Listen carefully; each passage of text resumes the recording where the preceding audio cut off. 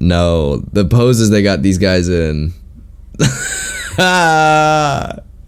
Gumshoe! No! You got Edgeworth doing little starfish and Gumshoe on his hands and knees. No! Yeah. Cold.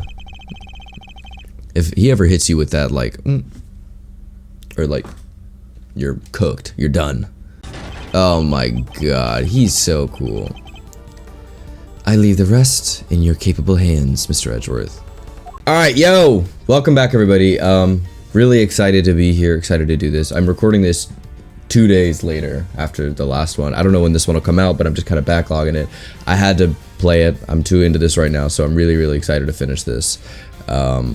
I reckon we're halfway through-ish, so I'm hoping if I go a little longer or something like that, or the second part shorter, we can knock it out right now. So let's do it. I'm excited. I'm excited to catch. I think it's night. That's who I'm thinking about now. And I've changed my prediction. Although I hope Lotta Heart shows up. Maybe I don't hope Lotta Heart shows up, but I would love it if she did. That's not coming, I don't think. I think I was just being a crazy person. That was just an afro. But here we go. We're doing it. Let's go.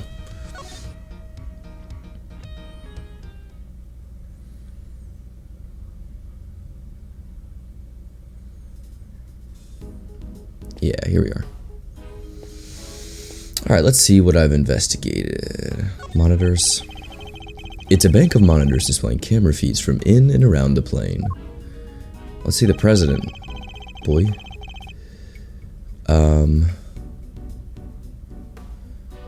Okay. The top middle's totally the president. But there's something odd. I wonder if he's been killed, actually, or something. Not that interesting. That's the outside of the plane. Most intruders could not hope to approach without being spotted, but such measures would be mere child's play in my case. So cool. Whoa, you're saying you can get past cameras like these without being seen? Of course, with ease. You have to teach me how, please. Are you taking on apprentices by any chance? Kay, you do realize who you're talking to, don't you? Sorry. Had to ask though, what a great skill for a great thief to know. Unfortunately for you, I am not the type to take on understudies. I would like that though. You're not, huh? Shame. Shame? In what way exactly? Okay, that should cover... Okay, at least those two. I'm trying to go most boring to most cool. These monitors are displaying the cockpit and parts of the plane's exterior, but I don't see anything out of the ordinary. Oops, okay. Us. This monitor is displaying a feed of this very room. They didn't go cheap when they bought these, huh? Very high res. I'm afraid I can't quite tell myself, but I can even see the little crow's feet around your eyes. Oh, my bad. They're just the usual deeply etched lines, you know, on your forehead. If you've quite finished. Dunk for no reason. Alright, what's this bowl? What on earth is this? Oh, that? It's the president's favorite plushie. It's a memento of something. Anyways, don't touch. But if that's the case, then why has it been left there like nobody cares about it? Yeah, that is pretty weird. Up where? It certainly wouldn't be the first place I would think to display a beloved item. Wait, are those shards of glass underneath it? I thought something seemed strange about this cubbyhole, but now I'm sure of it. There was almost certainly another monitor here.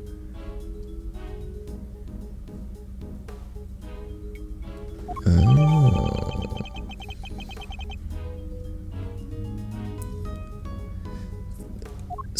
Okay, yeah, I guess I'm dumb. I didn't even notice. I just was looking at picture, and I thought this was camera footage showing a little bowl somewhere.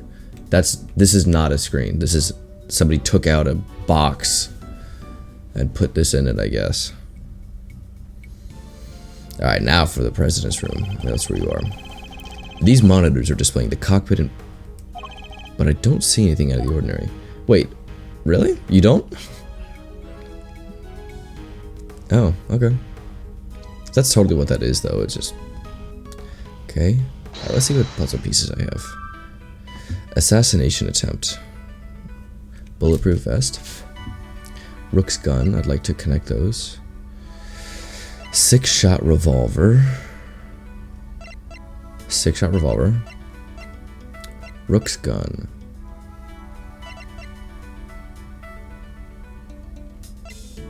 A bullet through the body. The bullet passed through the victim. Where did it end up? Knight's position. Can I do bulletproof vest and bullet through the body?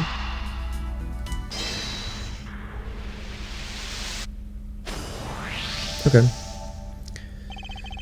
2 bullets were fired in total. We know this because 2 shots were heard. One traveled through the flag and into the balloon. The other took Mr. Rook's life. Through the flag and into the balloon. The other took Mr. Rook's life. But there's a bullet in the president's vest too, right? How is that possible? How indeed, the numbers don't add up. However, there is one possible explanation. There is? After passing through his body, the bullet that took Mr. Rook's life then found itself lodged in the vest. In other words, 2 of our bullets were in fact 1. No way. He's right. If the president hadn't been wearing that vest, things could have been a lot worse. Oh my god.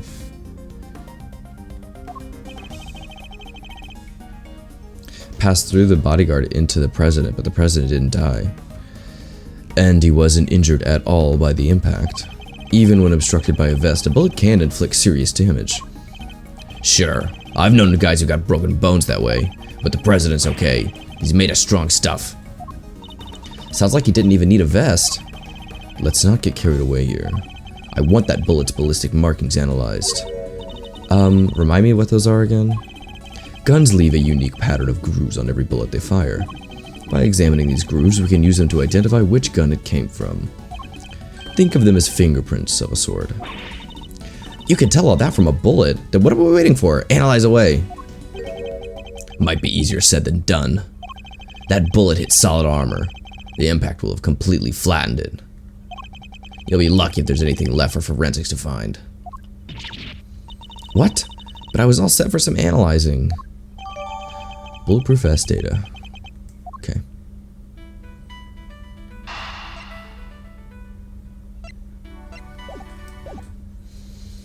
I'm just gonna let that go for a second, but I'm still very curious.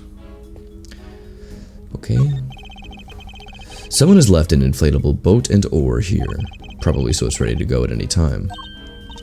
Wait, but there's only 1 oar. You can still row with just 1 oar, you know. Fascinating. 2 gas masks, in case of a poison gas attack, I suppose. The president certainly seems to think he's at risk of assassination at all times. Wow, gas masks. I've never seen one before. I've heard plenty about them, of course. Oh? From a fellow thief, I presume. No, from the Jammin' Ninja. You know, my favorite kids' TV show. Princess Murasaki was getting married, but the toxic ninja Wolfsbane showed up to lay down some sick burns. And time to tune out. Might save myself a brain cell or 2. But he loves Steel Samurai. This is so funny. Like, this is... You know that's the same thing, dude. The generational gap. Alright, that's... Oh. Oh. Okay. Okay, thank God I'm done talking to her. Just you? I have high hopes for your investigation. I do hope you won't betray my trust in you. Things are progressing well, I hope. There's no need to worry. Things are progressing just fine. Remember, I absolutely despise betrayals of all kinds. Yes, I know. Indeed you do. So please, do take care not to double-cross me, accidentally or otherwise. I like that little, it's not offensive, that little, like, callback to how Edgeworth would have known to kill her, but it is, like, if you've played it, you're like, oh, that's cute. Ugh. I really have no choice but to do as he says for now. can't believe I let an assassin onto the president's plane. You know very well it was for the good of the investigation, Mr. Knight. Don't give me that. I know what you really want. You do indeed. Because you heard me say it already. I wish to know the truth behind Mr. Rook's death. But you did also say you were asked to assassinate the president by a certain someone. You seem to have forgotten that there are more pressing matters at hand. I don't often carry out unpaid work, but it's not entirely unheard of. Fine, I'll get back to the investigation. Good. I am expecting great things from you, Mr. Edgeworth. Is there anything useful to present, I wonder? Also, am I presenting to D-Killer or both? It's just stuff I want to ask Knight about. This single piece of evidence was all it took for you to track me down. You really are as good as they say. I still don't get why you hid under the samurai dog stand. As I said, I did not wish to be mistaken for the shooter. A shooter you identified by means of a different jacket entirely. Or do you doubt your own logical conclusions? I have to admit there are no lies to be detected in his words.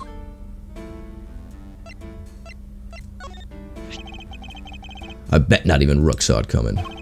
And who could blame him? Guy like that keeps... Is he white? I can't tell if this guy's white or not. I feel like in pictures he looks white. But in this one he looks decidedly less. And who could blame him? Guy like that getting killed by some minor league hack. I only ask because it's funny he's got a flat top. But he looks extremely Caucasian in other pictures.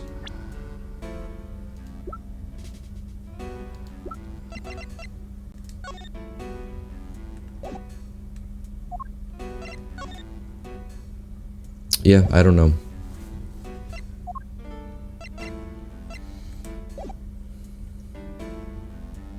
I guess there's not really any black characters in Ace Attorney, right? Who am I forgetting? Oh well. Is there anything that'd be good to present to him? Maybe this is good for Knight. You really think that's the key to cracking this case? It may not seem it, Mr. Knight, but Mr. Edgeworth has his methods. His reasons for presenting such an item are myriad, I am sure. Yes, precisely. Okay, that's embarrassing. I thought that was useful. Like, who is wearing this?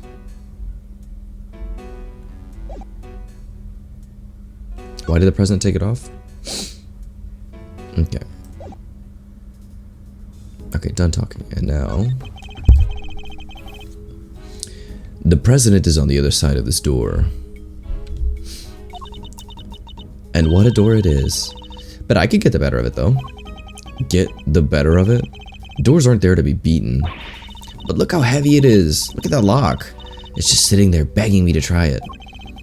Calm down, Kay, and think. Why might this door be locked?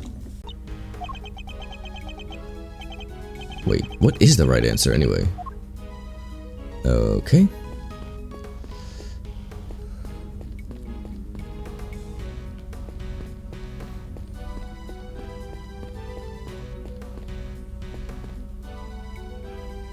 You do logic, I guess. No, I don't want to. That's the only thing that makes sense to me. These two guns are super similar.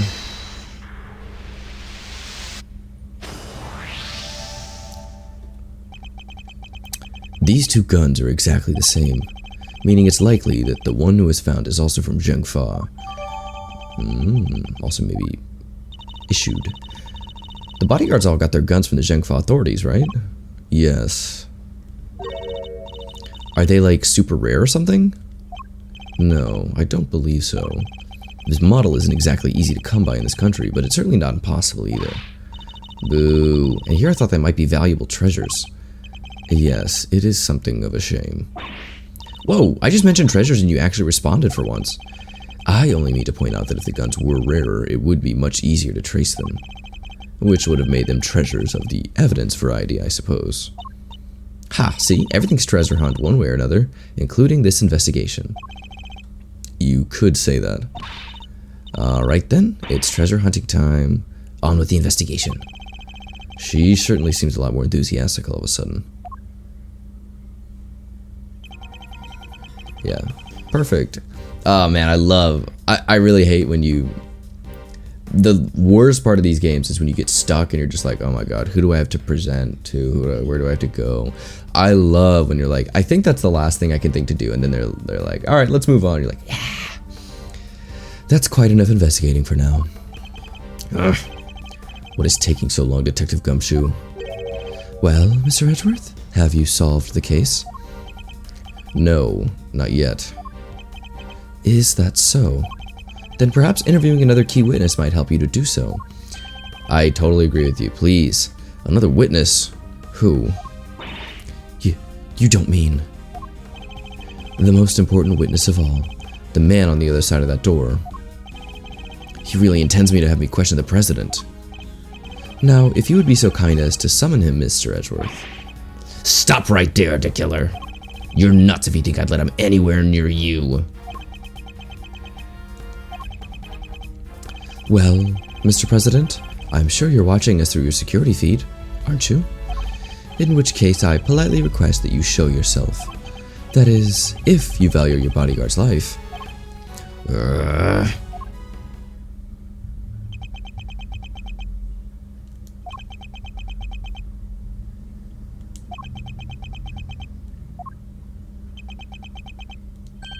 Well then, if nothing else, we now know what kind of man you really are.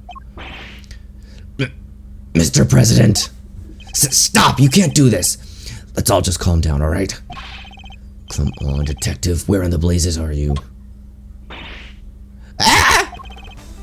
The lights! What's happening? Listen well, Mr. Edgeworth.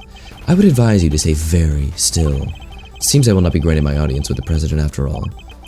Even with Mr. Knight's life as my bargaining chip. No! Stop!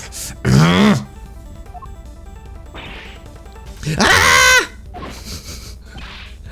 Kay! You won't get away with this, to killer. I have seen enough, and now I know the truth. Where are you? Where did you go? Ah! A lot of args and eeks. Oh my god, he's so cool. I leave the rest in your capable hands, Mr. Edgeworth.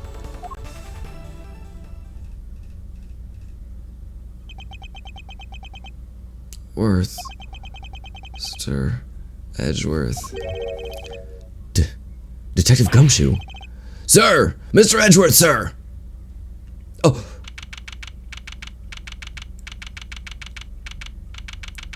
That's...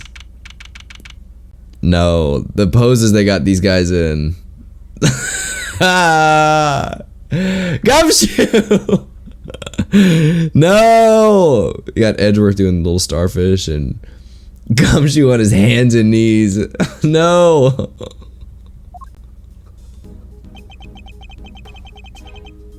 Gumshoe, get up!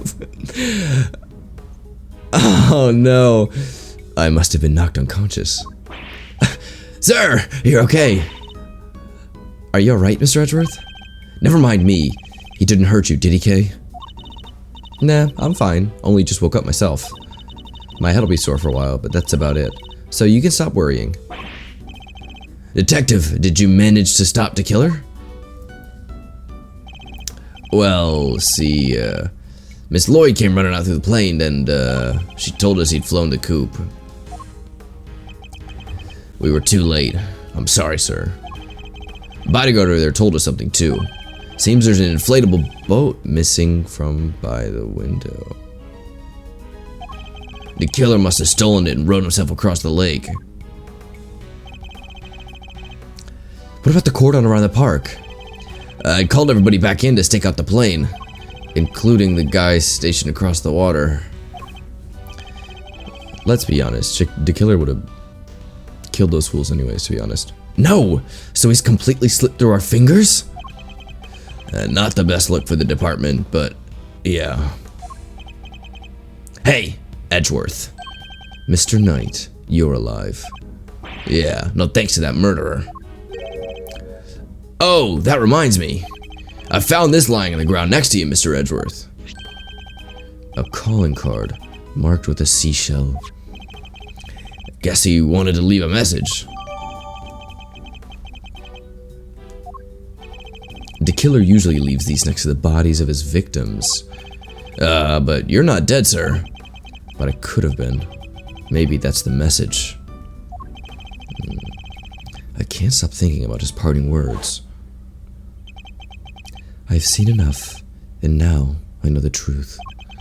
I leave the rest in your capable hands, Mr. Edgeworth.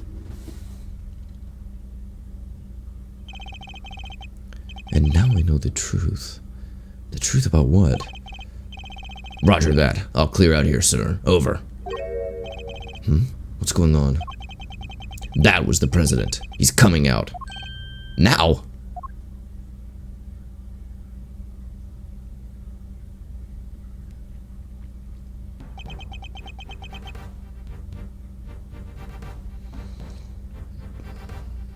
I don't fuck with this guy. So he's the president of Zhengfa, Mr. Dijun Wang. And you are? It's an honor to meet you, Mr. President. My name is Miles Edgeworth. The honor is all mine, Mr. Edgeworth. I am Dijun Wang. Your efforts on behalf of Zhengfa have not gone unnoticed. You averted something of a crisis. You must be referring to the Yatagarasu case. Thank you, sir, but all I did was solve a few local cases of murder. You are too humble. I've been observing your investigation. You are an impressive operator, Mr. Edgeworth, even if the killer did get away. That's very kind of you to say. Sadly, I must inform you that this is as far as your investigation goes. What do you mean?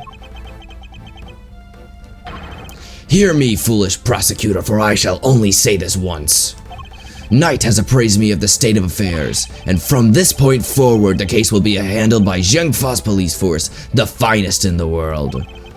Even with the killer out of the picture, they're still going to get me thrown off the case. What do you think you're doing, pal? Nobody talked to Mr. Edgeworth like that. If it hadn't been for him, the killer would have... Detective. Forgive him, Mr. President, but I must confess to being somewhat confused. I fail to see how or why this case falls within Zhengfa's jurisdiction. You fail to see? Enough, puny prosecutor. You seek explanations from a head of state? I say no, 1,000 times no. I will not explain myself to you. Now hand over the evidence you have gathered and remove yourself from this plane. I'd do as he says if I was you, Edgeworth. Ugh. This can't really be the end of the line. Can it? Ooh. Case evidence handed to Mr. Knight. Why? Why let us come so far only to pull the case out from under us? Now you may leave. Knight, detain this suspect. Yes, sir, right away. To make an attempt on my life, to murder one of my faithful servants? The effrontery, the villainy. I didn't murder nobody. 'Cause I... Shut your mouth, Miss Journalist. Answer me this. In a world already lousy with lies, with deception, with sin and iniquity, can we stand by and suffer yet another crime to go unpunished? I don't like this guy. I say no, 1,000 times no. There can be no forgiveness. There can be no surrender. Why, you ask me? Then I will tell you. He's hiding something. I'm certain of it. Ha! I love that he's still just yapping. That's really nice. That's a good touch. I like that that is kind of the vibe I was getting from him talking. Is like, what are you talking about? Just like yapping ceaselessly. I like that Edgeworth's thinking and just totally drowning this fool out. And if I leave now, we'll never know the truth. Mr. Edgeworth, sir. Mr. Edgeworth, there's gotta be something we can do.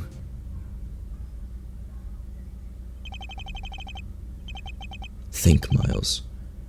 I always forget his name is Miles. Like, I don't ever think of him as being Miles. Like, nobody would ever call him Miles to me. But, Miles Edgeworth flows together, but it's something cute about the little name Miles. Remember, I like that he's saying out loud too. How many times have you faced situations like this in the courtroom? You've confronted the lies of witnesses and countered the arguments of other lawyers and fabricated a lot of evidence historically. Has the critical evidence always been laid at your feet? No. Is that actually where he's going with this? Is he going to have to deceive? And yet you always got to the truth of the situation in the end. With your greatest weapon of all. Your words.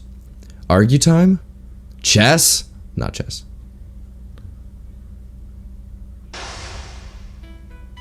It is chess. Now, let us analyze the state of play. Begone, puny prosecutor, or do you dare defy the direct order of a president? He's not going to listen. He clearly means to drown out any objection by means of pure rhetorical force. When an opponent is on the offensive, the best thing to do is bide my time and wait for an opening. As he said himself, he's a head of state, a seasoned politician. He won't open himself up to attack so easily. I can't let him bully me into submission. I have to stay calm and alert. If I can read his movements and expressions correctly, I may be able to find my moment, kind of like a little Apollo style. My first aim should be to find out why he is insisting on Zheng Fa taking over the case. The board is set. Time to make my opening gambit. Mind chess.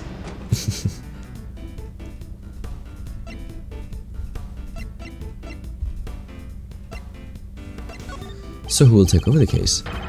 Did I give you permission to speak? No, 1,000 times no.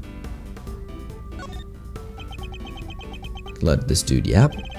I am the leader of Zheng Fa. I have no time for your insolent backchat. I was simply hoping to confirm one basic fact. You say the investigation will now be assigned to your national police force. I do. Now enough of your pointless questions.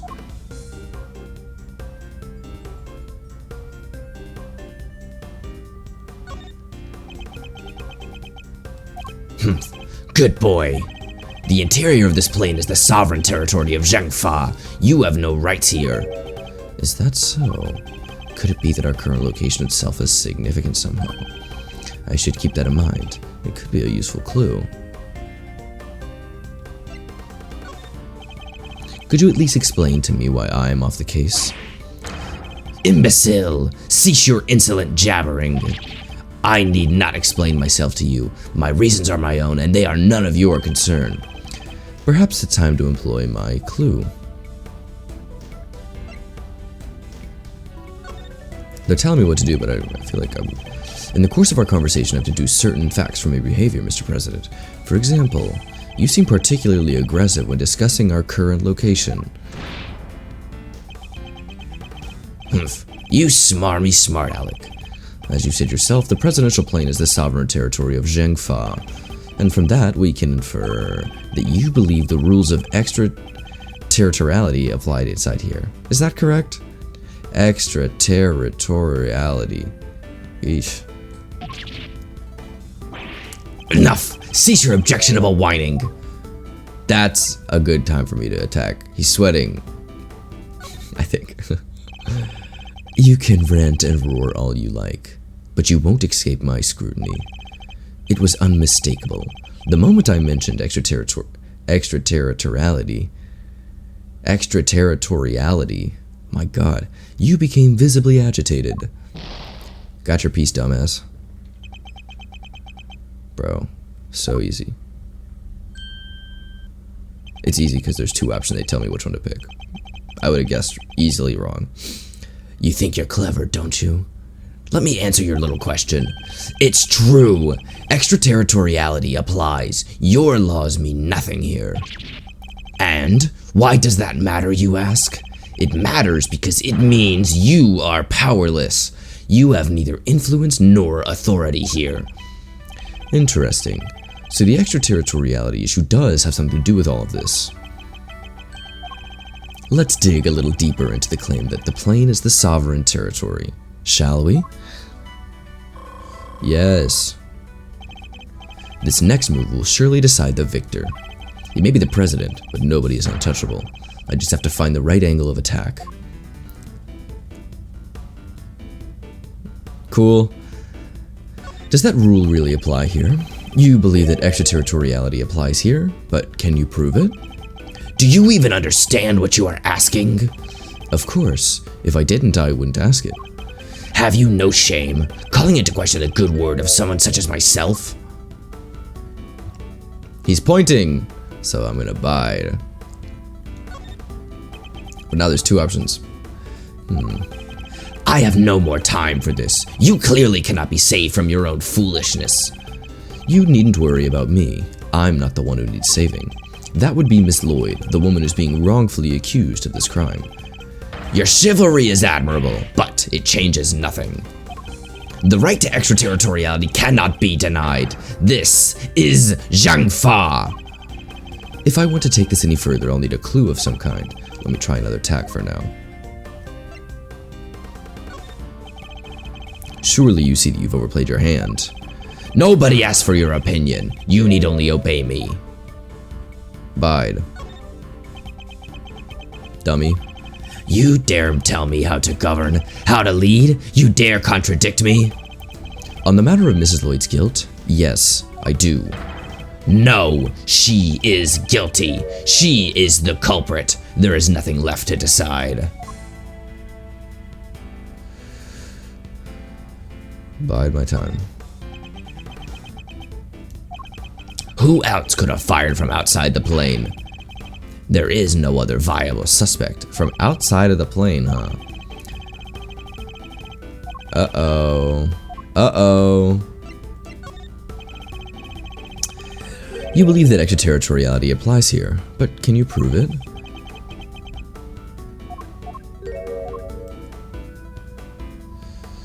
I'm gonna buy it, I think. No, I got a clue. Dummy. Time to deploy my clue.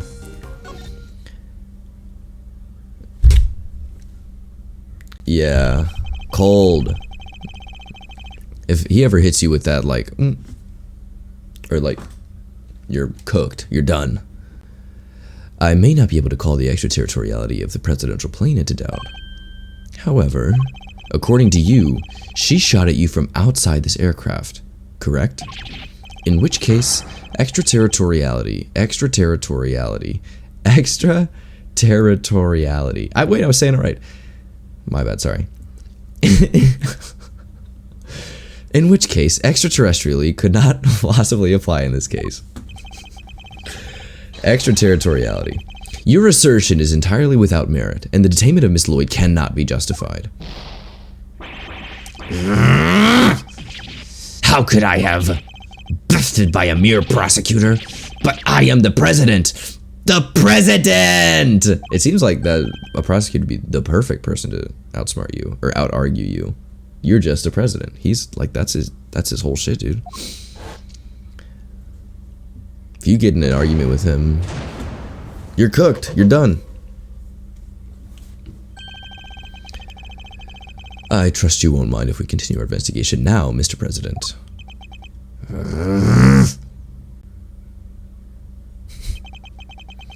I hereby, officially and unreservedly, confer my approval. Didn't ask. Consider it as a gesture of magnanimity and generosity for of which my office is known.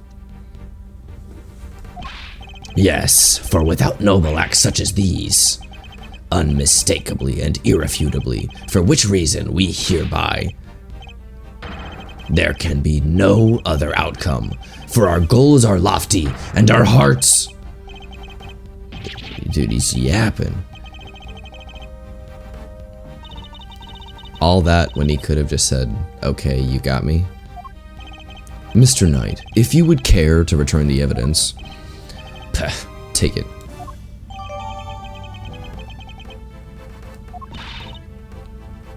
We did it, Mr. Edgeworth. We sure did. And now the investigation can continue. Whatever. Enjoy your pocket full of prawns. I'll be over here enjoying how you just put them into play. Pawns. Prawns. What am I talking about? Then you will definitely enjoy my next move. Mr. President, one more favor if you'd be so kind. What is it? Could you please give us your testimony concerning the incident itself? Now you want me to testify.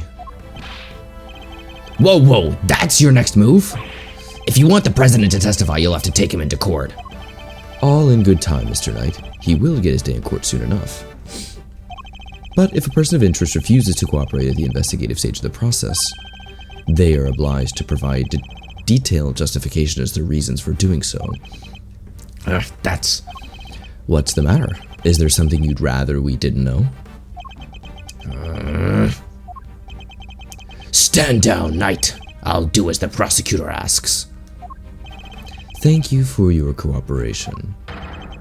Now listen, and listen well. Oh, Christ. This guy's so annoying. Where was I when the incident occurred? The stage, of course. Suddenly, Rook and Knight jumped in front of me. Then, bang! A shot rang out, And a plain, unblemished balloon of red exploded nearby.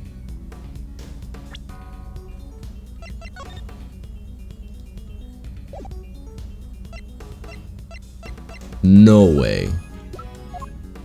Literally no way.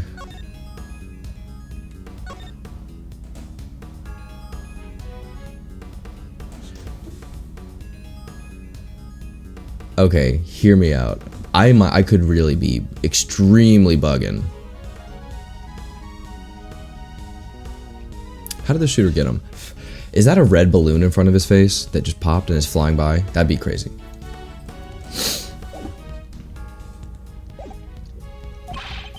No hesitating for an instant, my bodyguards tried to escort me to the safety of the plane. And then, the second shot. The bullet went right through Rook and lodged itself in the bulletproof vest I was wearing. I guess if you look at it in one way, the president is also a victim here. Yes, the victim of an attempted assassination. Rook was simply in the wrong place at the wrong time. But that makes it even weirder. Why would the target of a crime try to obstruct the investigation? My guess is there's something behind all of this that he doesn't want made public. A cover-up, huh? I knew there was more to this case than meets the eye. And the president isn't the only one who knows the truth. Isn't that right, Mr. Knight? Time to get to the bottom of this once and for all.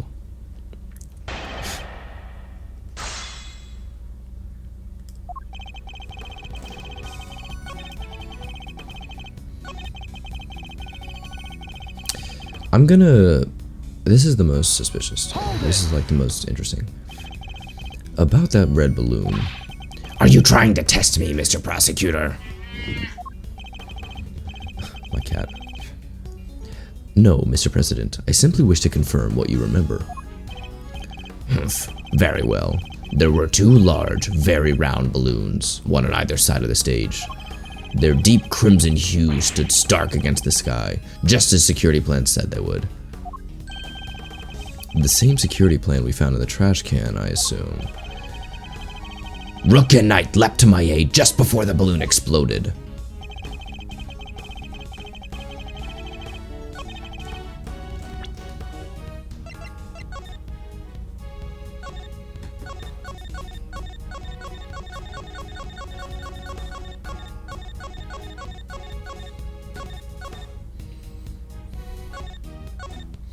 I very much like that this one looks like it's folded in half to be in the trash.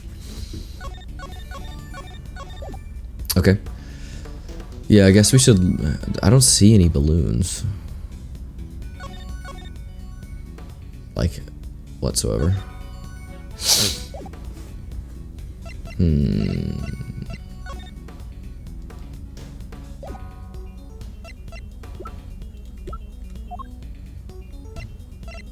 Okay. Not hesitating for an instant, my bodyguards tried to escort me back to the safety of the plane. You said they tried to escort you back onto the plane. Yes, that is exactly what I said. They threw open their attaché cases. That must be the moment Kate captured on camera.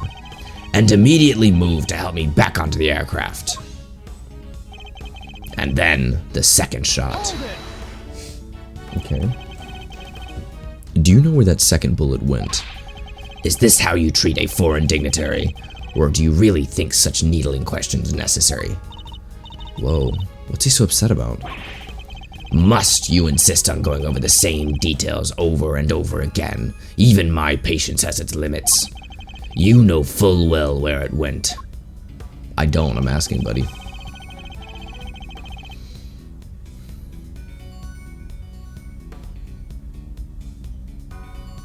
Hold it! If I may ask, what was the victim like in that moment? He was a man amongst men, a real hero.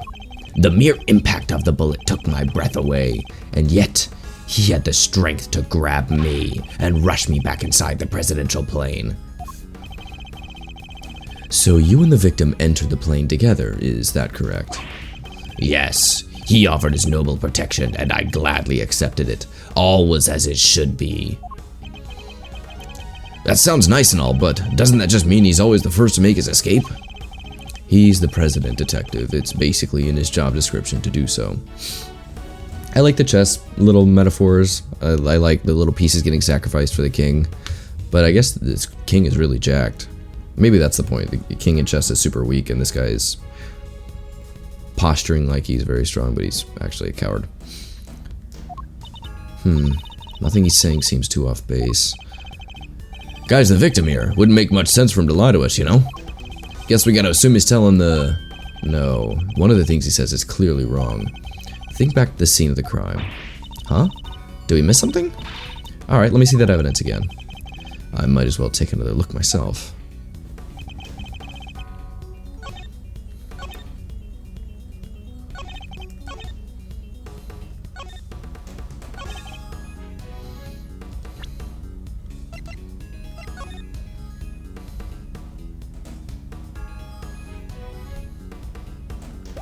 I don't see a balloon there. Is that helpful to you?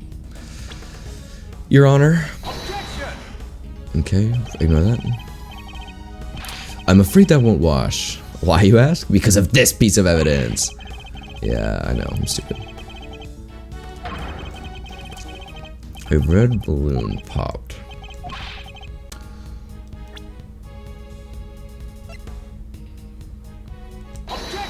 Okay. It was the Steel Samurai balloon. Blech. Alright, I'm in it. That was rough.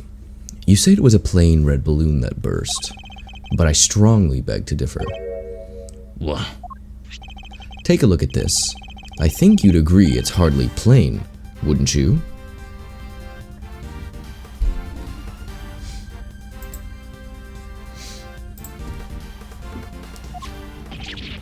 No. What? Who is that? Mr. President, meet the Steel Samurai. I would have hoped you might recognize him, especially if you were hoping to ingratiate yourself with the people of this country. Yeah, you need to watch Jammin' Ninja too. He's amazing. I thought Edward was going to object to that. So you see, the balloon that was struck by the bullet was anything but plain. It was in fact of the Steel Samurai. But the briefing mentioned 2 plain red balloons.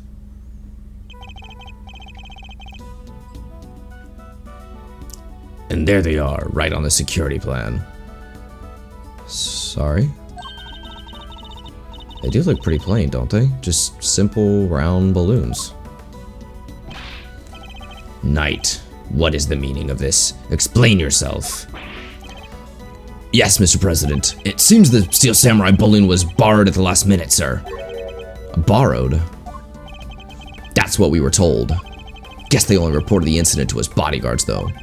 Seems there was a little trouble here on site last night. One of the original balloons burst somehow. So they swapped it in as an emergency replacement? Yeah, one of the stall holders happened to have it. Larry Butts. From what I hear, he was more than happy to lend it out. A very happy-go-lucky kind of guy, they said. A happy-go-lucky stallholder with a Steel Samurai balloon to spare. Huh. They filled just... That's pretty funny. They filled just the bottom part up with air to make it look like the other ornamental balloon. So, while it was a steel samurai balloon, it was made to look like a plain red one above the water. Is that the long and short of it? Knight, why was I not informed of this? Sorry, sir. We didn't think it was a pressing issue. And indeed, you saw it and knew no different, correct? Yes, I suppose so. Could he really have mistaken the steel samurai's pants for a plain red balloon? Still, Mr. President, I struggle to see how you wouldn't have noticed something different about the balloon. Of course. What's that outburst for? Now I remember. I could barely see the balloon. You couldn't see it? That's right. The wind was blowing too hard. The flags to the sides of the stage were flapping incessantly and blocking my view. Is that so? Yes, those two flags. They were being blown back towards me. There would have been a strong wind blowing right around the time of the incident. Strong enough to blow the flags in just such a fashion. But does that conflict anyway with our understanding of the case? Yeah. No, sir. Thank you, Mr. President. Your testimony has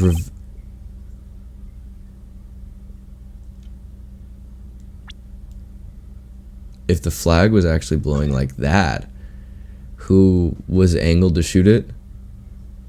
One of the three people on stage. Damn. It has? Yes, a contradiction that could turn this entire case on its head. I agree with you. When I arrived on the scene, the wind had died down and the flags were resting calmly for the most part. But if the wind had previously been blowing the flags as the president describes, a certain piece of evidence suddenly takes on a very different meaning. Take that! Earlier we deduced that the bullet that struck the steel samurai balloon and the bullet that passed through the flag were one and the same. From these two things, we further deduced the trajectory of the bullet must have taken. And we concluded that our shooter must have fired from the left side of the spectator area. But, if the flags were blowing as the president describes, our conclusion becomes quite different. No way. If the flags were pointing the other direction... Exactly. Our trajectory changes completely. And if we trace that trajectory back to its source, we can ascertain who really fired that shot. Wait, but Mr. Edgeworth, that would mean... Yes, I know. We may not yet understand the reason why, but it can only have been one person who did it.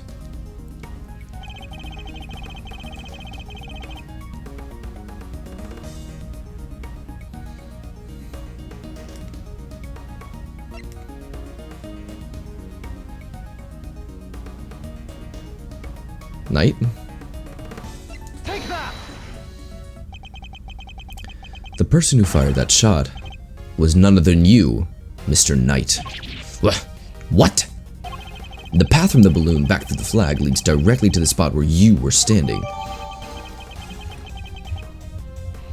Music. But the guy's one of the president's bodyguards. Why the heck would he go around shooting balloons? This is absurd. What exactly are you trying to imply? That Mr. Knight, a man who saved my life countless times, is my would-be assassin? Seriously, Edgeworth, we put up with a lot from you, but this? We're President Wong's bodyguards. We are the pieces put on the board to protect the king. I'll handle this, Knight. Sorry, sir. Mr. Edgeworth, the wind was indeed blowing quite fiercely around the time of my speech. But the wind can pick up and die down away in an instant, can it not? Therefore, I need proof. Proof that it was blowing hard enough to lift the flags during that crucial moment. Bing, bing, bing, bing, bing, bing.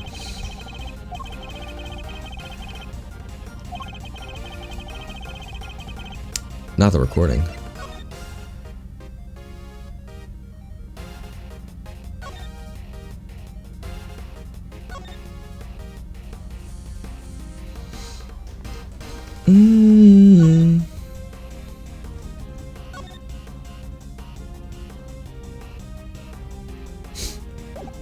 Okay.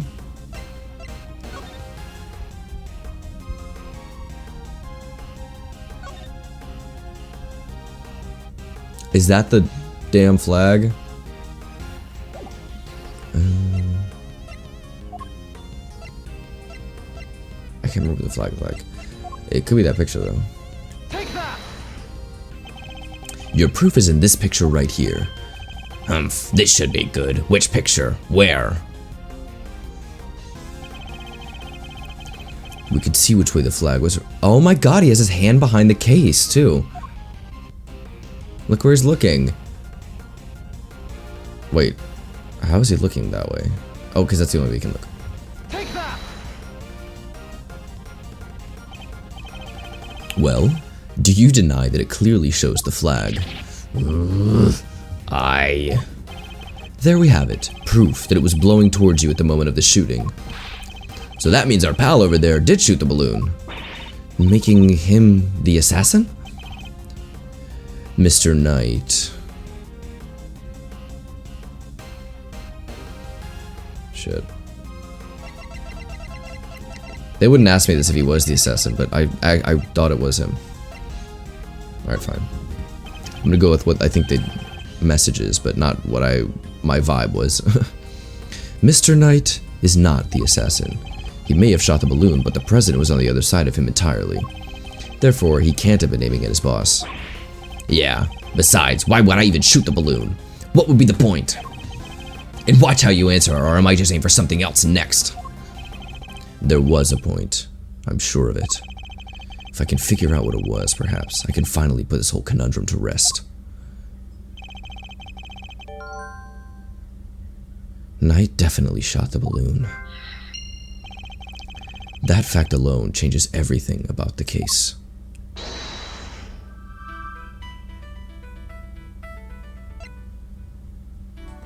That's what I'm interested in. He couldn't do that from the other side.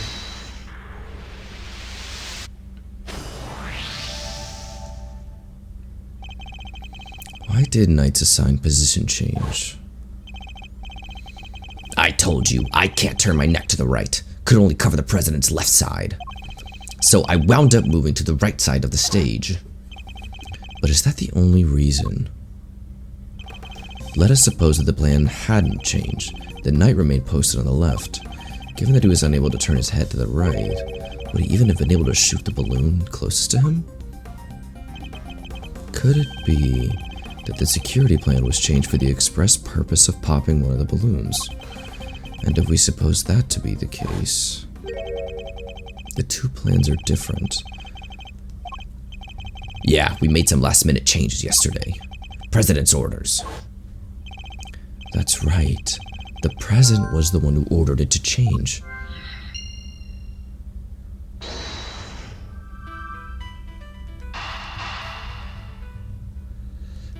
Well, yeah, I wonder what I'm going to connect here, but I gotta admit, Edgeworth's doing lifting here. I don't know.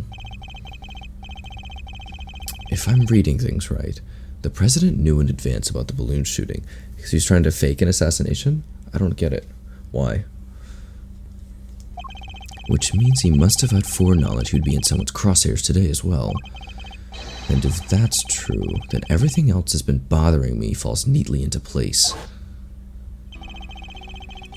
How did the shooter get a gun past such a heavy security? And why would they carry out the shooting wearing such a conspicuous item of clothing? Why use a laser sight that would give away their location in an instant? And how did the president suffer no injuries at all, despite a direct hit to his vest?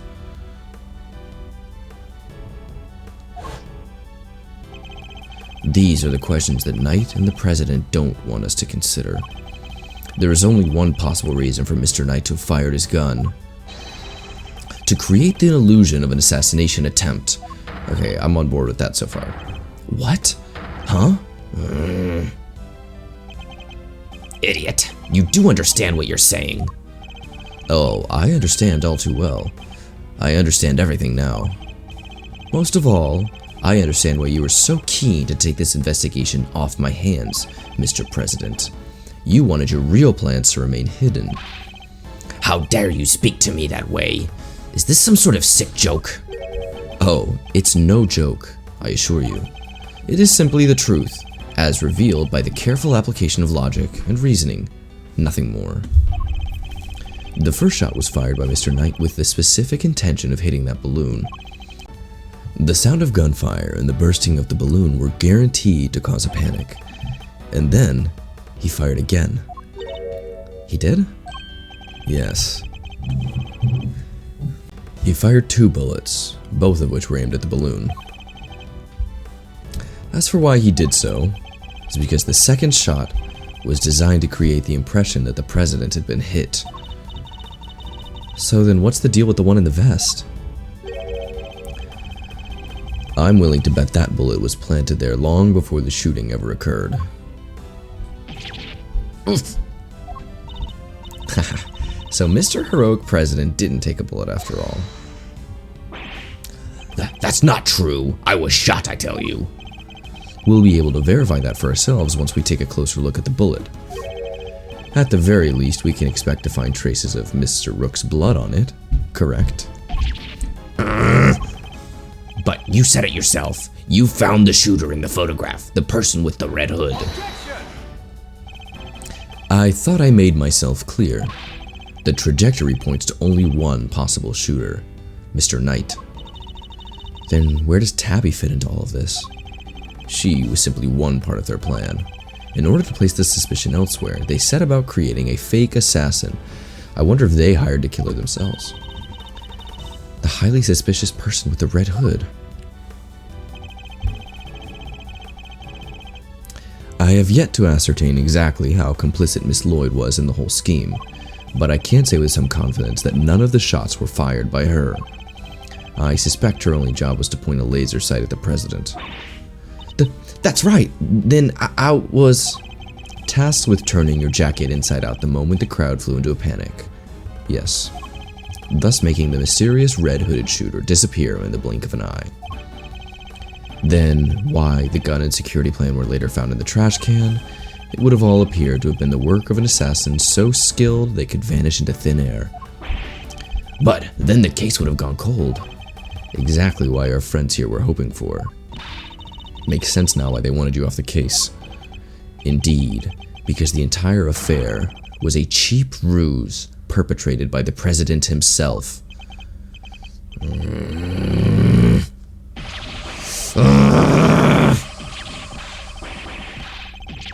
Not doing all that. Also not the best breakdown of all time, but oh my god. Okay, I'm actually digging it a lot more. Oh my god. No, The presidential mask has well and truly slipped. Admit it, the entire assassination was a lie, wasn't it? Oh, he let out all of his hot air as a roar. If that stupid chief prosecutor hadn't insisted on assigning you, how could I let this happen? I'm so sorry. Objection. That's his voice. That's enough, Edgeworth. Mr. Knight. Sorry, but I'm speaking with the president right now. Oh, he's getting serious. Yeah, well, I'm doing my job as a knight and protecting my king.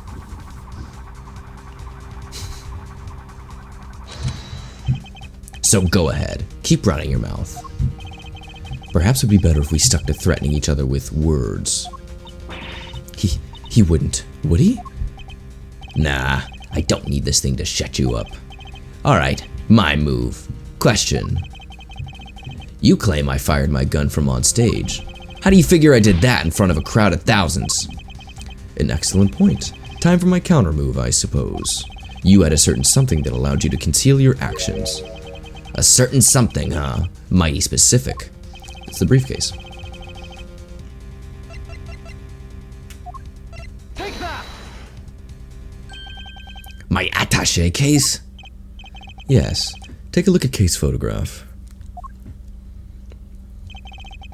Your right hand is completely obscured by the case. At the very moment this picture was taken, you were firing your gun. In such a way that you wouldn't be detected. Objection! Objection. So funny, his voice. You don't like to let the facts get in the way of a good theory, do you, Edgeworth? Shame you don't seem to have noticed. Noticed what? That theories are all you have. Conjectures, nothing more. The flag was billowing in the wind at precisely the right moment. I hid my gun with my attaché case. We changed the security plan because I couldn't turn my head. It's all just speculation. Circumstantial evidence at best. You can't prove any of it. If you at least had the bullet that burst the balloon, you might have a scrap of credibility. Imagine, you could have run forensics to see if it matched my gun. But no, that bullet's at the bottom of the lake. You gonna dredge it up? I hate to say it, but he's right. I don't have anything concrete. I thought not.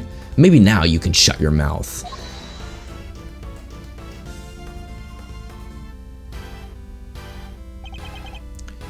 Miss Lloyd. Of course, she could shed some light on this whole situation. I just need her to talk. What's the matter? Something you want to say, Miss Journalist?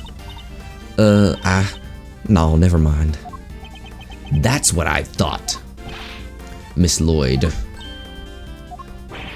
I need you to be brave. If you don't speak up, the truth will be lost forever. You are a journalist after all, are you not?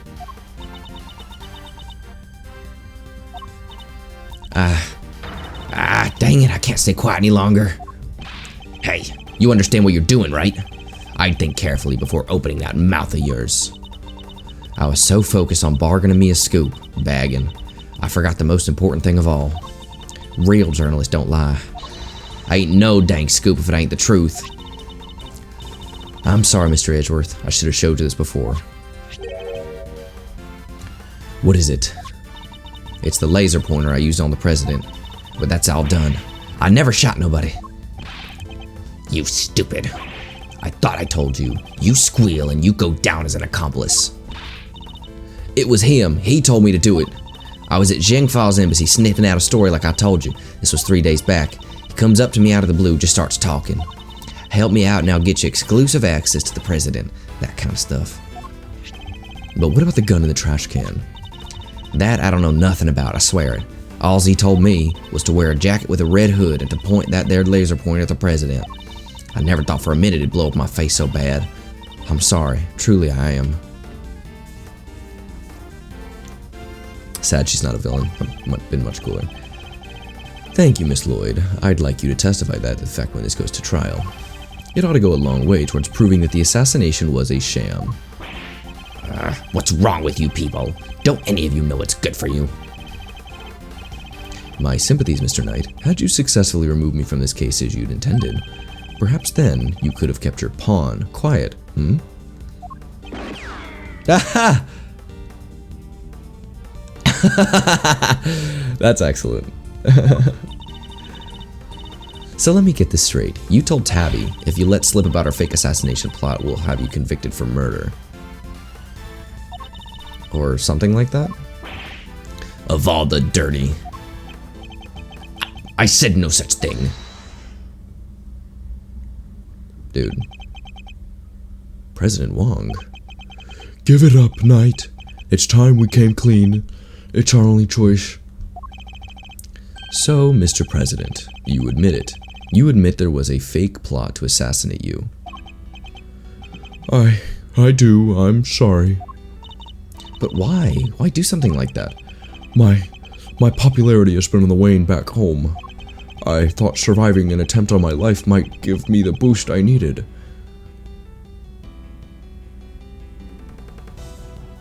I'm not saying anything. I'm not going to say anything about American politics. Or that just happened. That's very interesting. I know what we did was wrong, so yes, it was all lies. All of it. And the bullet in the vest? It was planted ahead of time. It wasn't hit by anything today. Okay. So there's some big questions left. But then, what was up with the killer? Our plan got out somehow, and then he just appeared, hell-bent on turning our fake assassination into a real one. Hence the red raincoat, I suppose. He'd hoped to get in close enough as the fake assassin to finish the job. That's funny. There is one thing I don't understand, though. Oh? And what would that be? Why did Rook have to die? If the whole thing was fake, how did he wind up getting killed for real? My question exactly. That's true. And therein lies the real question. He was a fine bodyguard. The best, in fact. He may not have been a native of Zhengfa, but he was someone I could fully trust. Mr. Rook must have been really something to gain the trust of someone who had hid from his own shadow. Sounds like he was as trustworthy to the president as I am to you, huh, sir? I believe that's for me to say, Detective, not you. Oh, Gumshoe's Edgeworth's little knight. His knight in shining armor. Mr. Rook must have known about the plan too, then, correct? He wasn't aware of any specific details, so not really. I tried to involve him, but he refused. And you would have done well to listen to him. This is a tragedy. The life of a good man has been wasted. What was so great about him anyway? What's gotten into him? He was just another piece on the board, there to protect you. Nothing more. Mr. Knight, how could you? Who was it that actually went along with your plan, huh, Mr. President? While that pious coward backed down when you needed him to step up the most. I value your support too, of course, but... Look, I'm your chief bodyguard now. That's all that matters. And now that that spineless fool Rook is gone, things are gonna change around here. Thanks to me, genius strategist, grandmaster, rightful leader of this team. We are all well aware of your ambitions, Knight. But doesn't this seem a little imprudent to you? Why? My plan this time was perfect, as they always are, and as they always will be. That's quite a statement, especially considering that your perfect plan was an abject failure. Yeah, no thanks to you and that buffoon Rick. Rick. God, I'm so dumb. I just be making up words. And how exactly was it Mr. Rook's fault? If he hadn't died, the killer would have never come after me, and I wouldn't have had to let you on this plane. Please, Mr. Knight, you mustn't talk like that. Fine, the guy died protecting you, Mr. President. I'm sure that's what he always wanted. But did he die protecting the president? Wait, I thought the whole assassination thing was fake. Oh, come on. Do I have to say everything twice? We planned a fake assassination, but someone else came along and tried to make it real. 2 shots were fired, remember? Like you said, Edgeworth, one of them was the bullet I shot through that balloon. But the second? That wasn't me.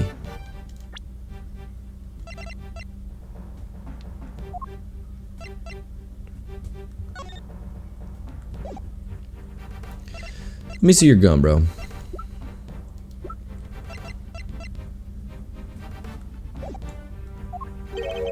Oh, really? Then who did fire it? The real assassin, but not the killer. His plan was to come after the president with a knife. No, the most likely suspect here is the piece cowering quietly in the corner. Our lily-white queen over there. What? Miss Lloyd? Again with this, I'm not your dang assassin. But is that really true? I, for one, don't really believe it. The gun in the trash can, it can only belong to you.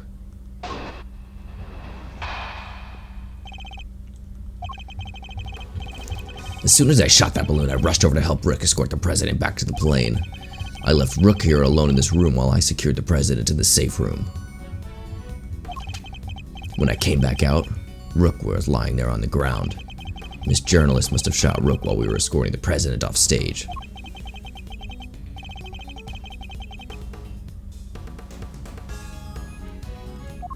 Why was it fired twice then?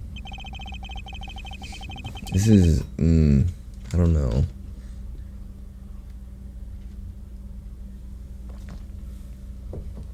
So you don't actually know when the victim was struck by the bullet, do you? If we could, that's the bullet we need to find. It hit the monitor! The knight doesn't protect the rook, Edgeworth. He protects the king. You want to translate? He means that his only concern was protecting the president. Lose the king and you lose the game. Isn't that the first rule of chess?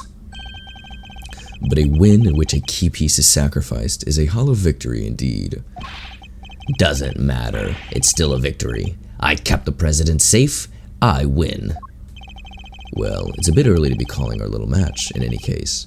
For this is where our battle really begins.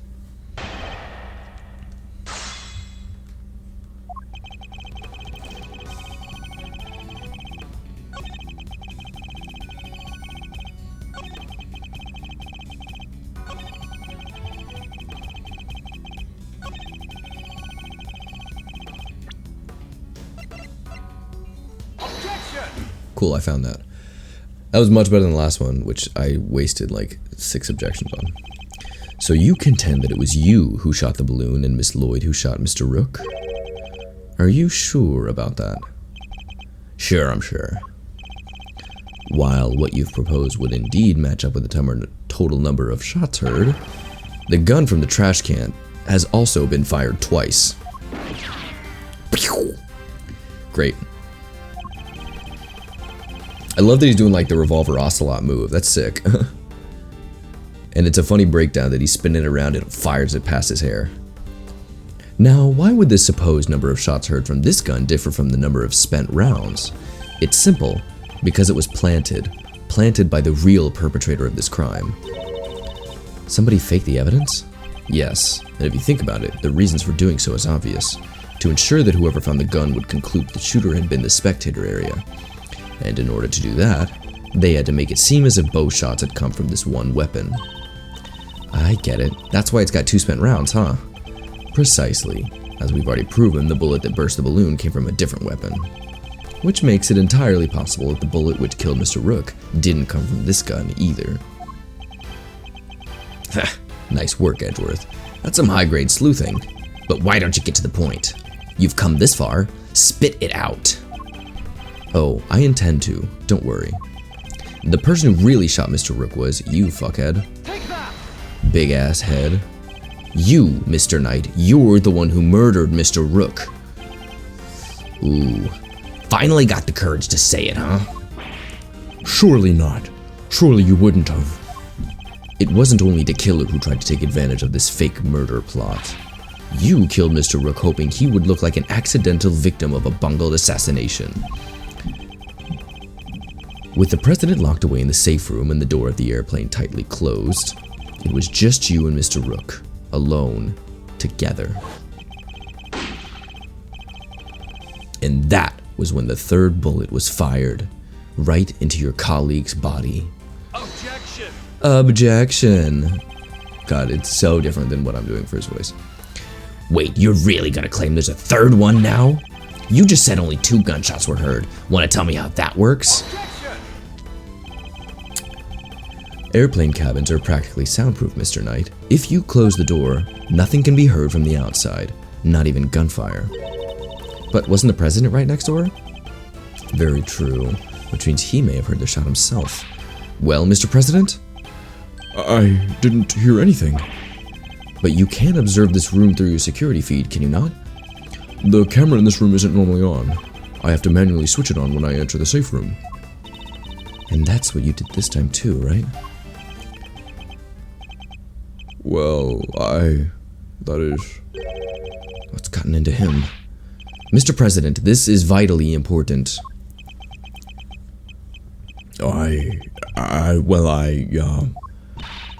Please, President Wong. Fine, I was busy hiding under the bed, covering my ears. What? Even though you knew the whole thing wasn't real? Yes, because I hate the sound of guns. Just the slightest hint of that awful noise and, oh, it's too much.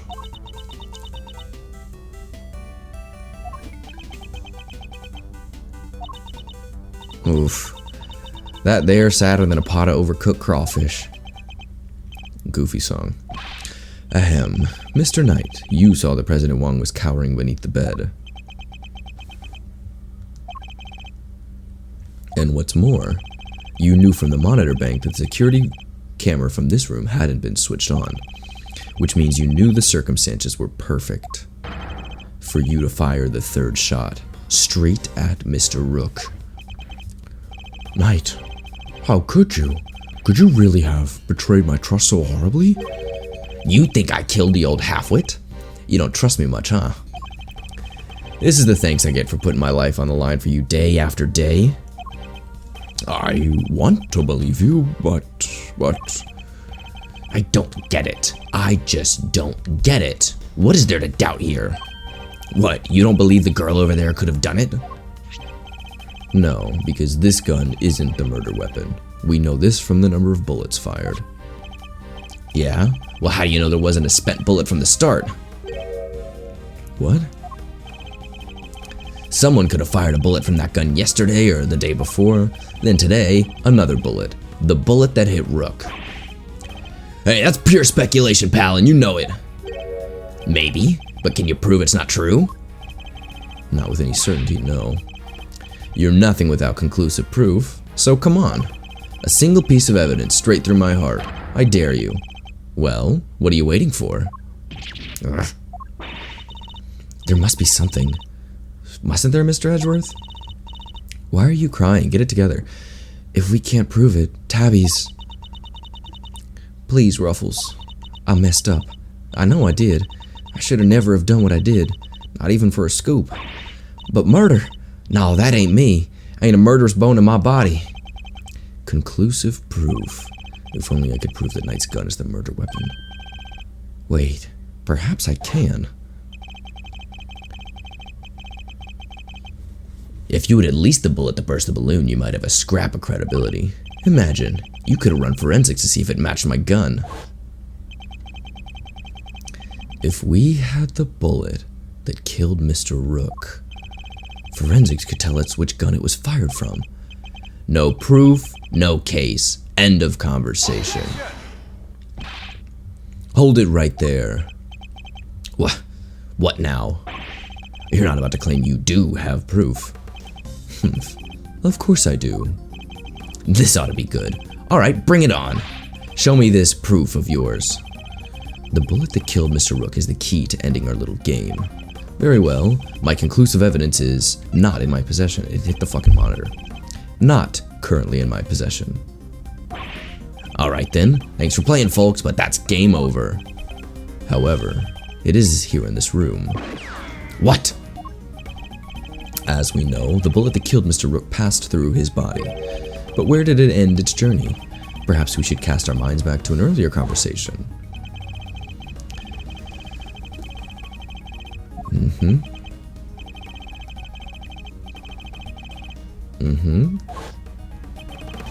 But now, of course, we know that the so-called assassination attempt was a complete fabrication. The vest was prepared in advance, made to look as if it had been hit by a bullet. Which begs the question, where's the real bullet? I like it. A twist. This is good stuff, Edgeworth. Come on, don't keep us in suspense. Does any of the evidence point to where the bullet that killed Mr. Rook might have ended up? Take that! That's my guess. There's something very clearly missing from this room. Yeah, a prosecutor with some common sense. Take a look at this bank of security monitors.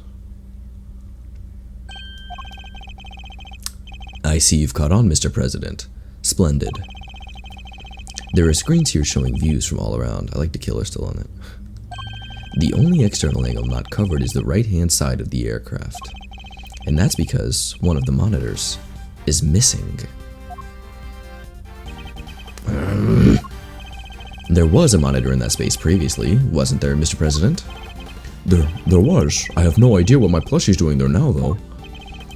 It appears someone's vain attempt to hide what is obviously lacking. But where did it go, and why? The why is easy enough to answer, because it was struck by a bullet. For if we were to believe that the bullet in the vests were the real deal, then anything that hinted at the existence of another bullet had to be removed. So where did the missing monitor go? Where indeed? I believe it must be hidden somewhere on this plane.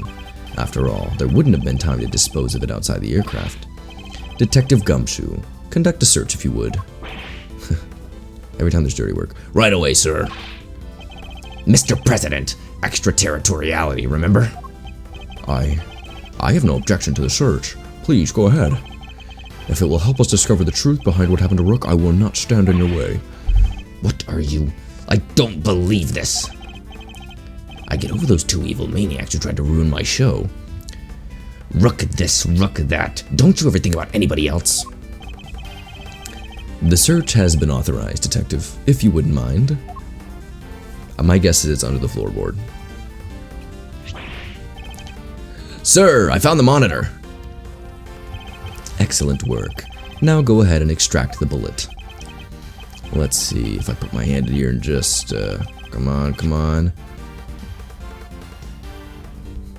Into the split open glass monitor. Well, would you look at that? Blood. This is the bullet that killed Mr. Rook. There's no doubt about it. And there you have it, Mr. Knight. This single piece of evidence you requested, straight through your heart.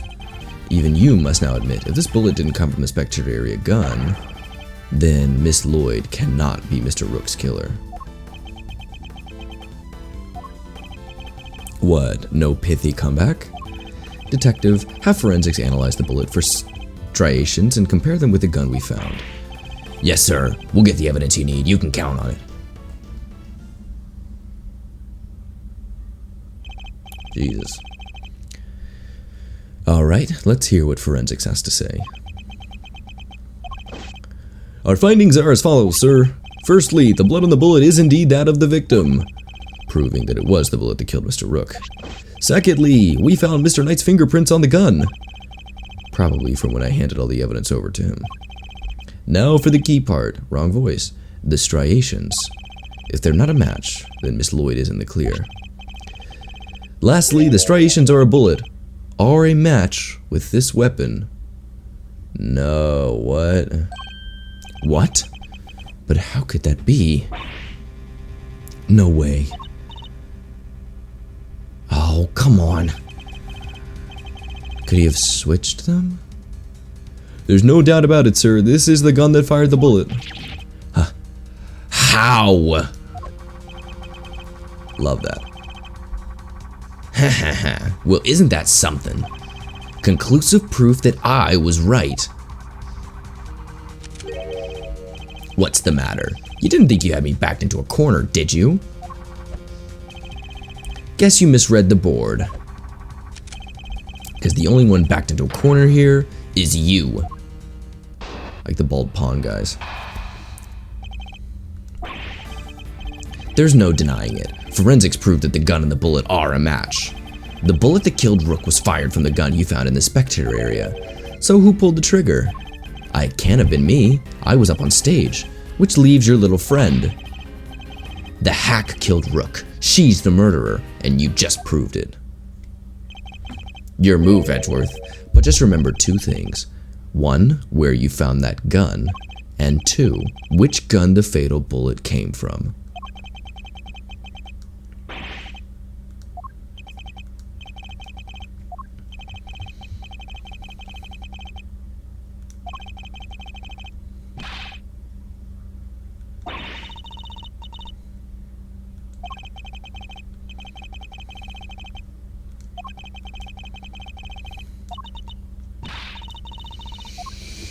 I think the only way he could have done that is if he traded the guns. We gave him the evidence and he could have swapped them. The same gun, both 2 shots fired. So it's possible the gun he's twirling around in his hand right now, if we could get that out of his hand, is the other gun. Hold it! No, that's... Objection! Objection. What was it you said? The forensic could back you up? How does it feel to be shot in the chest by your own conclusive proof, huh? Not so good, I imagine. The bullet and the gun are a match, Mr. Edgeworth. That kinda has to mean that Tabby pulled the trigger, no? But sir, there's no denying the evidence. There isn't. So what am I missing? If I assume Miss Lloyd to be innocent, then the gun and the bullet shouldn't be a match. What is it, Kay? I was just thinking, if the evidence points to something that doesn't seem possible, then maybe there's something wrong with it. You're asking me to call the evidence into question. Well, there's no way Tabby did this, right? So if the evidence says that she did, then the problem must lie there.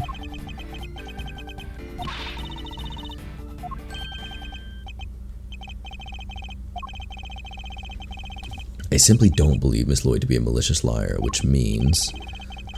as someone who believes that the evidence is everything in court, the irony is not lost on me, but... if I were to call a piece of evidence into question, it would have to be... the gun. If something untoward is going on here, it would have to involve the weapon, not the bullet.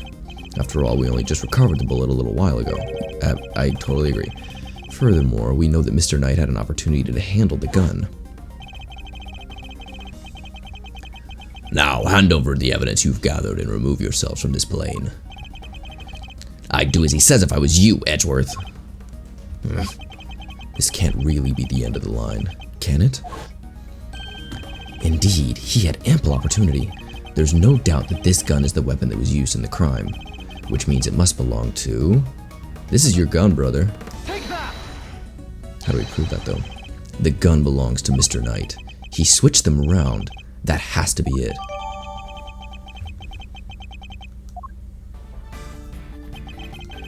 Oh, shit.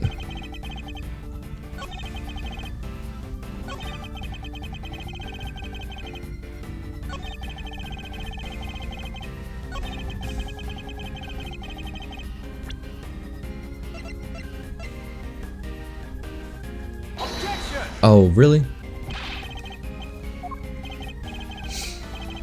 Come on, you're a chess guy. You know the rules as well as I do.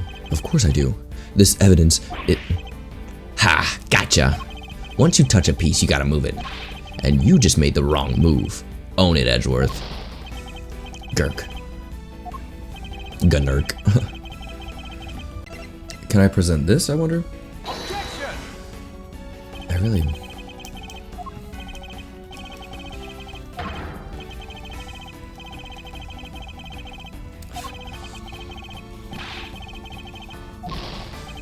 Maybe I have to do that trick where I press and it changes the evidence more than once.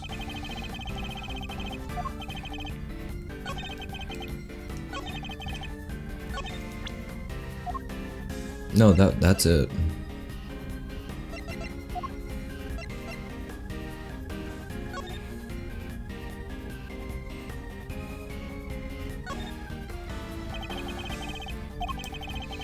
I've held a few guns in my time, though they've never felt quite right in my hand.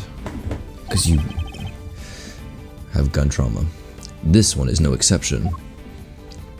Okay.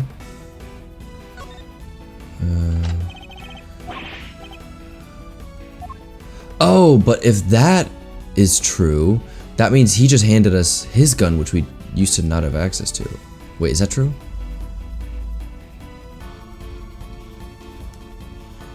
Am I bugging?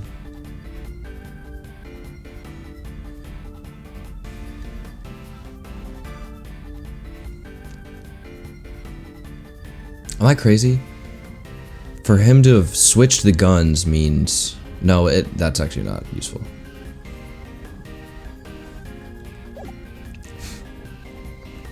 But it means we're not holding the fake gun anymore, I guess. Okay, let's press. Hold it! Mr. Knight. Objection. No, you hold it. You were the one who proved this. Or are you saying that forensics was wrong? The bullet had the victim's blood on it, which means it must be the one that took his life. And it does seem to have been fired from the gun we found in the trash can. Don't you just love this? Your face, Edgeworth. What a picture. Gunnerk. Of a man in dire straits. Yes, well spotted, you. Let's just agree that the facts are what they are and move on. That gun fired the fatal bullet. Hold it! Yes, who indeed? Still can't bring yourself to admit the truth, huh? I get it. I was in your shoes just a few minutes ago. Burned me up on the inside, you know? Made me really want to shoot someone.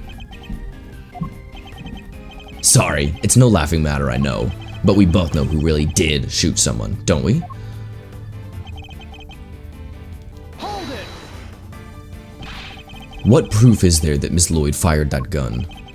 What proof? How about the forensics you ordered? They didn't find her prints on it though, did they? Yeah, the only prints they found were yours, pal. Objection! From when I confiscated the evidence, probably. Anyway, say it wasn't, Miss Journalist. Who was it? 'Cause it can't have been me. Your own investigations put the shooter in the spectator area, didn't it? Ugh. Are you ready to admit it yet? All the evidence points in one direction. The hack killed Rook. She's the murderer. Hold it! That's not what I proved at all. Oh yeah? So what did you prove? Still trying to make this about how I fired the first shot? Sure, you proved that and I admitted it. But so what? You're forgetting that you're here to do one thing, and one thing only. You got that right, to uncover the truth. And do you think ruining your country's relationship with Zheng Fa is gonna do that? No, your job is to solve an attempted assassination, nothing else. I'll decide what my job is, thank you very much. You don't get to tell me what to do. Yeah, nana boo boo, bro. Oh sure, let the trail go cold while you flip your wig over who gets to say what to who. Or you could just finally do the right thing and admit that your little friend is guilty.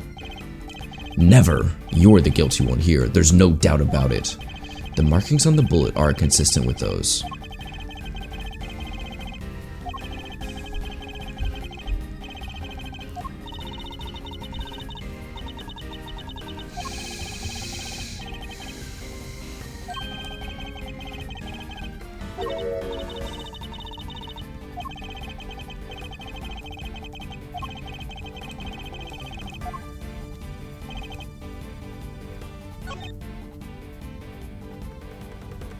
Oh, that's the thing that's wrong.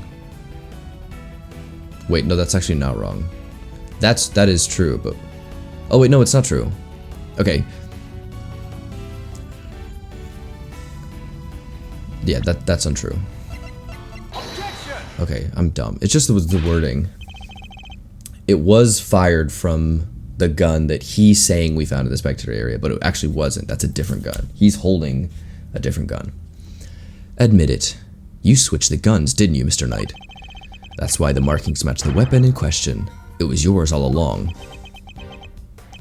An intriguing move there, Edgeworth. And? You must have made the switch when I handed over the evidence. While I was busy trying to make the case for remaining on the investigation, you took the laser sight from the gun we found in the trash can and put it on your own. Then, not long afterwards, you handed that gun back to me instead of the one we found. I did, huh? You think I somehow knew you'd find, let alone run forensics on that bullet sometime in the future? Is that so strange? You're a chess player after all. A man well used to thinking several moves ahead. But we don't have a good piece of evidence to get him. I'm flattered, but much as it pains me to admit it, you're overestimating my abilities. Besides, do you even have any proof that I made the switch? That's what I'm worried about. The gun is the same model as mine. Weird, sure, but it's just a coincidence. And look, there's a laser sight attached. Also, take a look in the cylinder. 2 spent bullets, just what we'd expect to see. So what proof do you have that I switched the original gun out for mine, huh? None, that's what. I'll check the court record.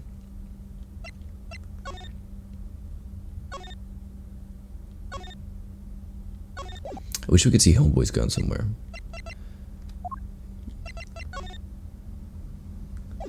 No.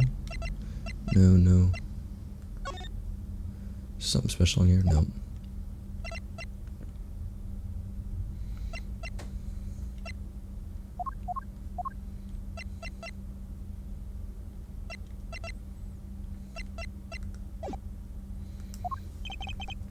What can I say? I'm a modest guy. More modest than you, that's for sure.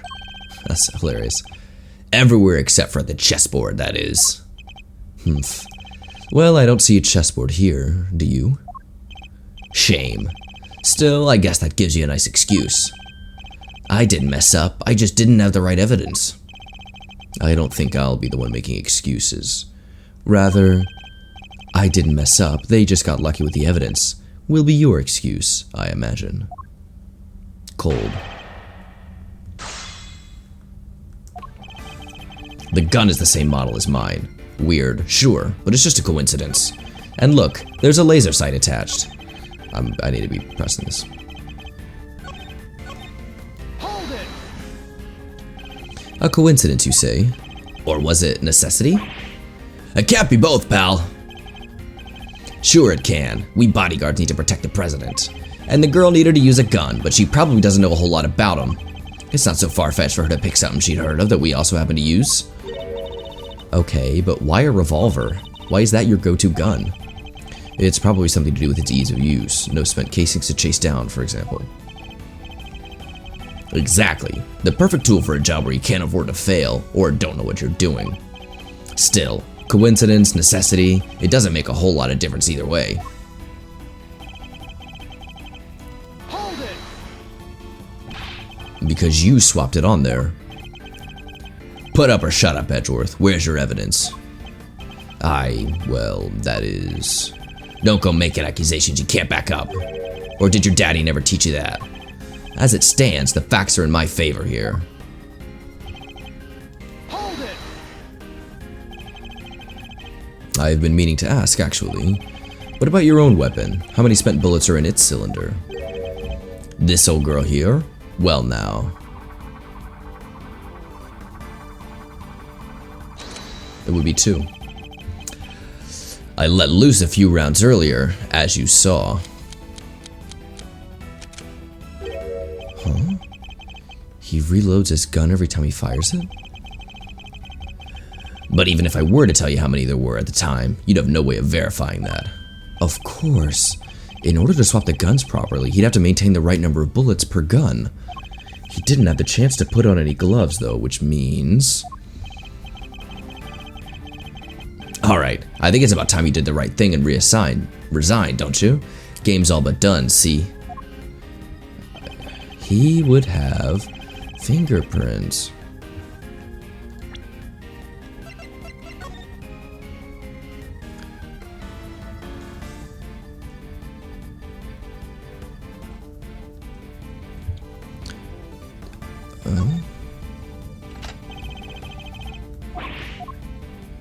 Okay, wait.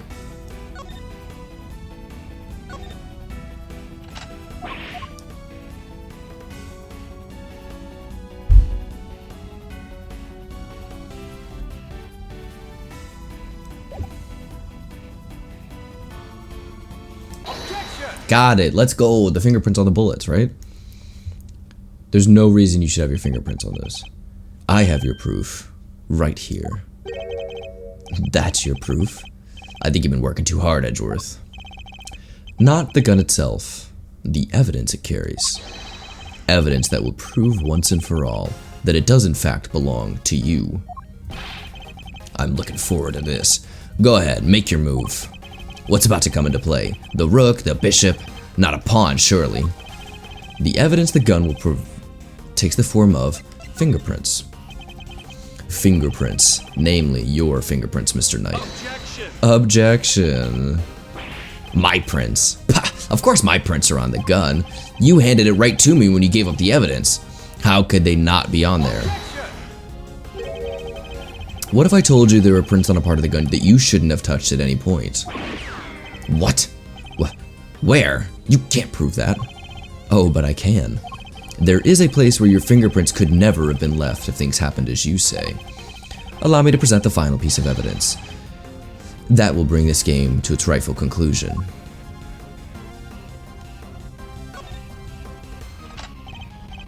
Here, look closely at the cylinder, Detective.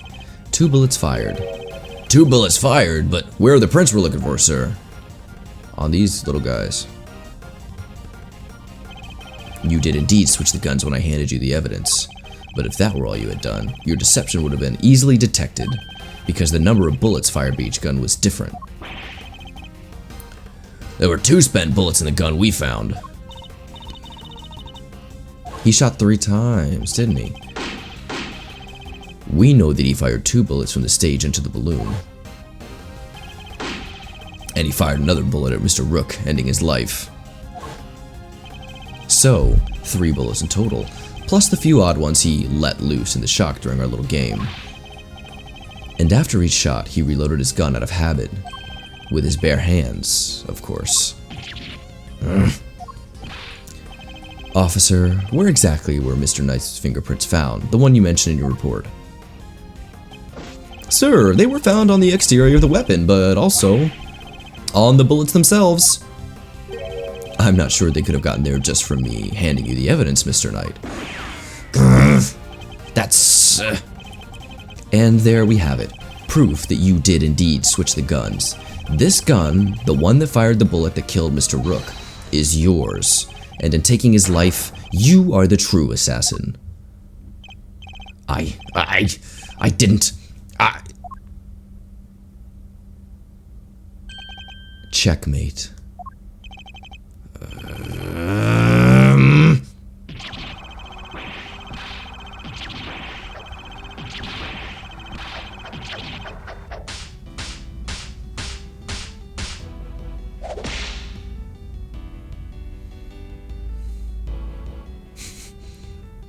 Come again? What? He got hit in the head with Blue Badger? I was gonna be the newest chief of security. That blasted Rook. If it hadn't been for him, I would have been in charge by now. I would have been in charge of the whole team. My plan was perfect. The fake assassination was supposed to be flawless.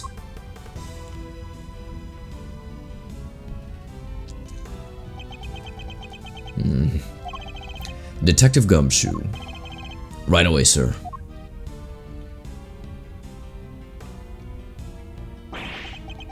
Curse you, Edgeworth. Our game isn't over yet. I'm afraid this is as far as we go for today. God, he's such a smarmy little cunt. I love him. The next moves we play will be in the courtroom.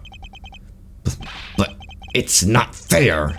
It's not fair.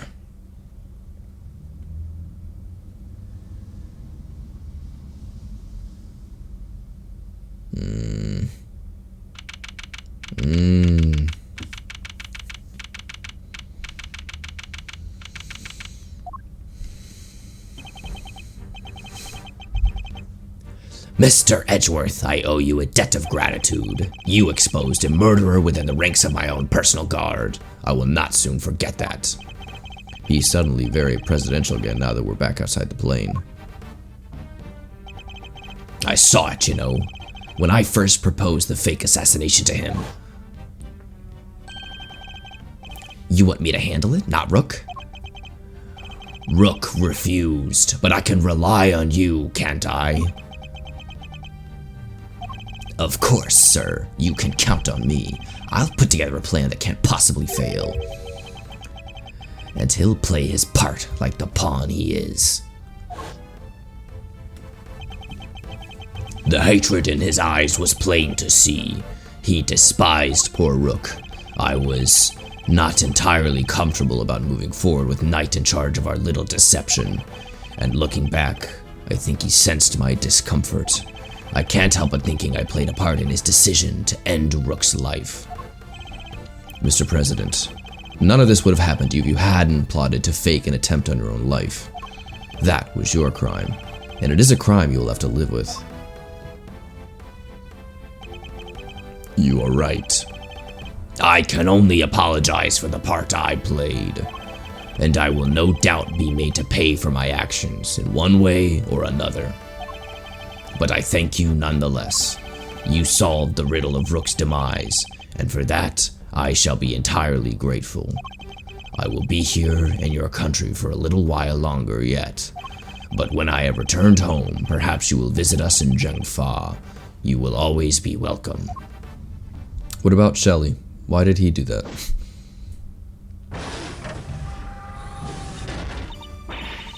Oh, thank you, thank you, thank you, thank you. Y'all don't know how grateful I am. All's well that ends well. Music. Silly.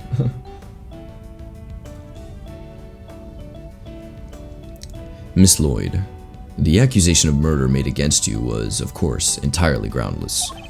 But the fact remains that you were a willing participant in the staged assassination attempt. The police will no doubt wish to speak with you about the matter.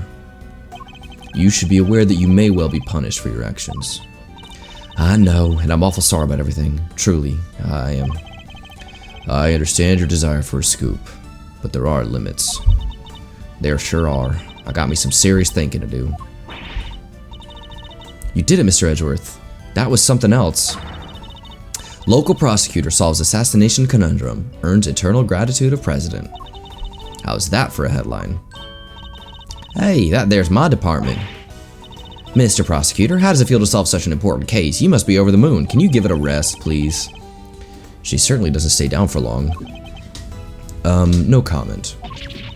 Dang, you're one tight-lipped son of a gun. As well I should be. This case is not over yet. It isn't? How come, sir? Because until we unravel the story behind this, the case will never be completely over. Oh my god, am I so smart? DeKiller's calling card? Mr. DeKiller is yet to complete his assignment. You mean he might still try to murder the president? I hope I'm wrong, but if I'm not, this could all blow up into something more sinister yet.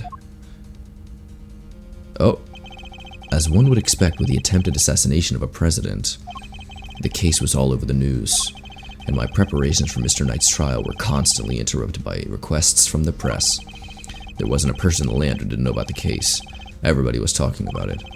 But in the midst of the frenzy that followed, nobody noticed that this was only the first move in a game far bigger than any of us could have imagined. Oh my god. What?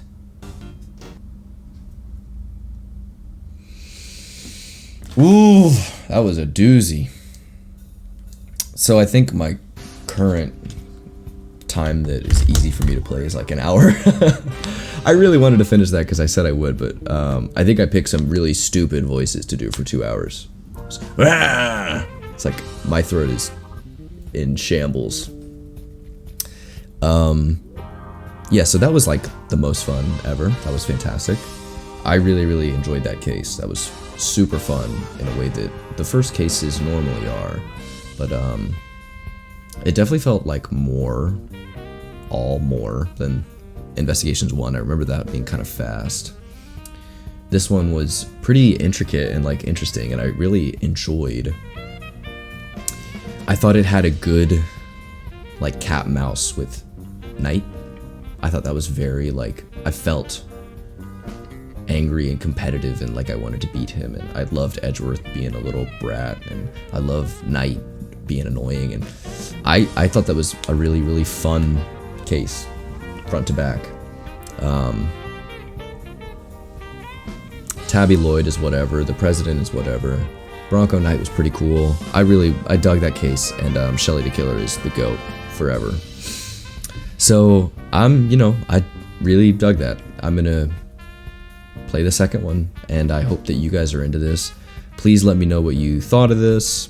As always, I've been chatting, and one of the things I like about this channel is I like hearing what you guys think. I like, writing long essays and having people say like, oh yeah, I'm into that too, or no, I don't think that, or, oh, here's something you didn't think of. So I know there's a lot of Ace Attorney heads in the comment section and that are watching this. Let me know what you thought. Let me know if there's stuff I missed, or if I like should have pressed somewhere to get a little extra funny thing, or missed a little trophy, or missed something interesting or funny, or missed a pun. Thanks for watching. That was long, and it's really cool that you watched the whole thing. So thanks for being here. I'll be back with part 2 soon, and I've got some essays on the way. See ya. Thank you so much. Have a good one. Bye.